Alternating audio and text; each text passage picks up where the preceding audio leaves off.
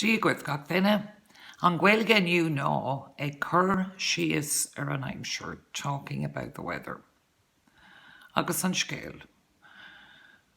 Bhí ceacht Gaeilge siúl I rang a car. There was an Irish lesson going on in 4th class.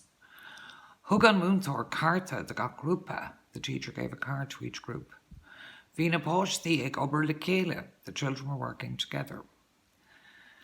Féachar an Victor, conas atá an Aimsir a dúirt an Muntor. Look at the picture. How is the weather? Said the teacher. Tá sé scamalach agus dorcha. It's cloudy and dark. Mahu, good you. Tá an green ag tanmh agus tá sé te. The sun is shining and it's warm. Mahu, good you.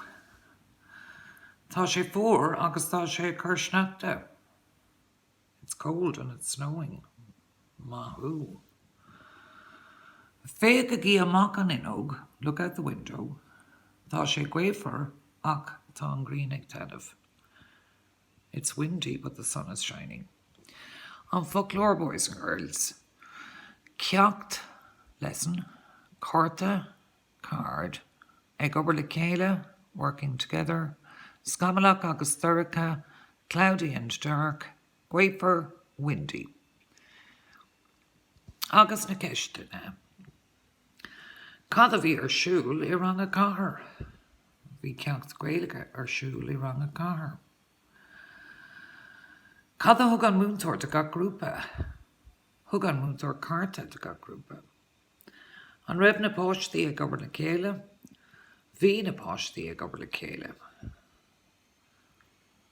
Conas atá an Aimsir sa chéad Victor in the first picture. Tá sé scamalach agus dorcha.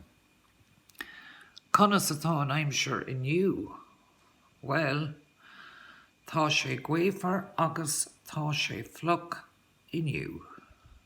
Sin, boys and girls, good jazz.